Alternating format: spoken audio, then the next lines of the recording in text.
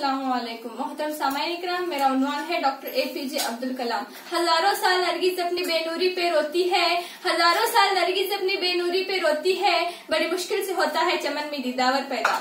तो आइए सबसे पहले मैं इस देश के महान व्यक्तियों का परिचय कराऊं। इस देश में कई ऐसे रत्न पैदा हुए हैं, बहुत बड़ी बड़ी महान हस्तियां पैदा हुई हैं कि जिन पे हमारा देश नाज करता है। ये वो देश है जहाँ कृष्ण ने प्रेम की बंसी बजाई, जहाँ सलीम चिश्ती ने अमन और सलामती का पैगाम दिया, जहाँ गुरु नानक ने कहा था कि सब एक रब के बंदे हैं, जहाँ अल्लामा इकबाल ने कहा था सारे जहाँ से अच्छा हिंदू सिता हमारा, जहाँ गौतम बुद्ध ने कहा था कि दूसरों के दर्द को महसूस करना सबसे बड़ी इबादत है, और हमारे देश के पहले प्रधानमंत्री पंडित जवाहरलाल नेहरू ने कहा था कि हमारा मुल्क एक बाग है जिसमें हर रंग के फूल खिलते हैं, उसी बाग का एक फूल भारत रत्न जिन्हें मिसाइल मैन कहा जाता है।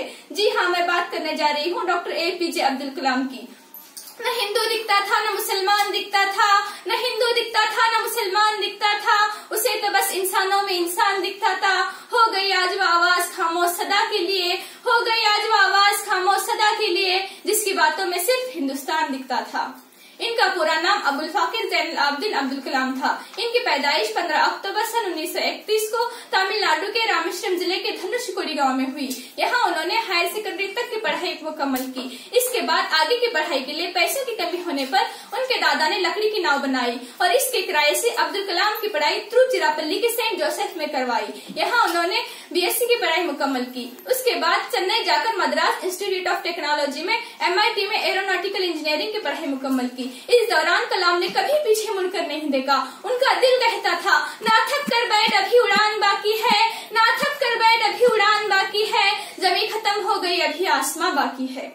कलाम की ख्वाहिश थी कि वो वायुसेना में भर्ती होकर देश की सेवा करे, लेकिन एक ख्वाहिश पूरी न होने पर उन्होंने सन 1958 में तकनीकी केंद्र में वरिष्ठ वैज्ञानिक के तौर पर काम किया और पहले ही साल एक विमान की डिजाइन तैयार करके अपना कमाल दिखाया और आगे चलकर इनकी जिंदगी में एक अहम मोड़ आया और वो इसरो से जुड़ गए। इसके बाद त्रिवेंद्रम में आम आदमी से लेकर युद्ध और सेनाओं के बारे में योजनाएं बनाई। इन ही दिनों इसरो में SLV-3 यानी सैटेलाइट लॉन्चिंग व्हीकल 3 प्रोग्राम की शुरुआत हुई। कलाम की इस हुनर को देखते हुए उन्हें इस प्रोजेक्ट का डायरेक्टर बनाया गया। इस प्रोजेक्ट में उन्होंने अपनी प्रतिभा दिखाई और सन 1980 में रोहिणी नामक उपग्रह लॉन्च किया और भारत को अंतर्राष्ट्रीय अंतरिक्ष क्लब में स्थान दिलाया। डॉक्टर अब्दुल कलाम कहते थे, ख्वाब वो नहीं जो तुम नींद में देखते हो, ख्वाब वो नहीं जो तुम नींद में देखते हो, अरे ख्वाब तो वो है जो तुम्हें सोने नहीं देते।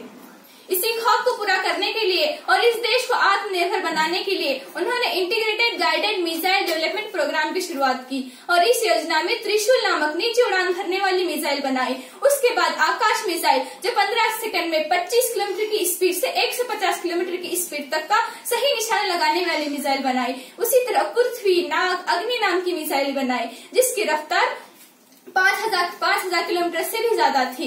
उसके बाद उन्होंने और एक मिसाइल बनाई जिसकी रफ्तार आवाज की रफ्तार से भी ज्यादा थी, जिसका नाम उन्होंने ब्रह्मोस रखा। वाकई में मैं कहती हूँ, मंजिलें उन्हीं को मिलती है जिनके सपनों में जान होती है, मंजिलें उन्हीं को मिलती है जिनके सपनों में जान होती है, यूं ही पंख होने से कुछ नहीं होता, हौसलों से उड़ान होती है।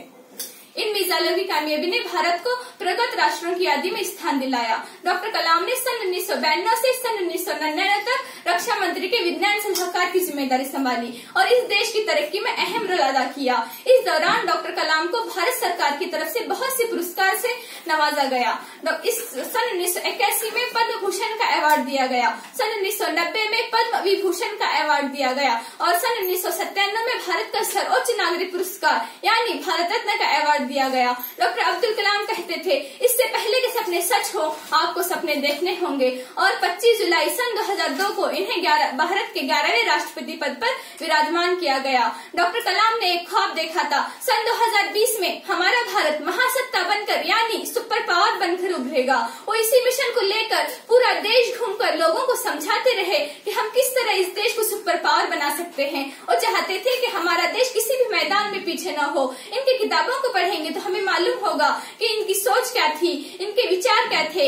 एक जगह उन्होंने लिखा है कि तुम अपने काम को सलाम करो, लोग तुम्हें सलाम करेंगे। अगर तुम अपने काम को सलाम नहीं करोगे तो तुम्हें लोगों को सलाम करना होगा। एक और जगह कहते हैं कि इंतजार करने वालों को सिर्फ इतना ही मिलता है जितना कोशिश करने वाले छोड़ देते हैं। एक और जगह उन्होंने लिखा है कि one best book is equal to 100 good friends but one good friend is equal to a library, यानी एक अच्छी किताब 100 दोस्तों के बराबर है, लेकिन लेकिन एक अच्छा दोस्त एक लाइब्रेरी के बराबर है।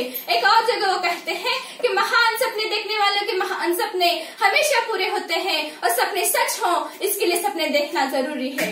वाकई में डॉक्टर अब्दुल कलाम की जिंदगी को देखकर ये शेर मेरी जुबान से निकलता है, ऐ मेरे दोस्त रख जज्बा अपने जिगर में, एक दिन मुकद्दर भी तेरा गुलाम होगा। ऐ मेरे दोस्त रख जज्बा अपने जिगर में, एक दिन मुकद्दर भी तेरा गुलाम होगा।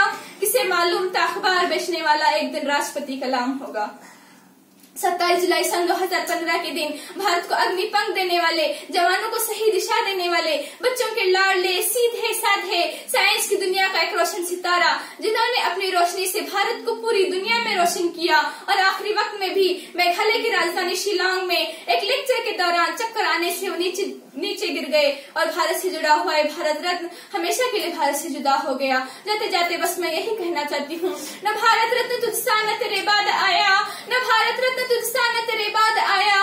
डॉक्टर अब्दुल कलाम तू बहुत याद आया, डॉक्टर अब्दुल कलाम तू बहुत याद आया। जय हिंद, जय महाराष्ट्र। टोटल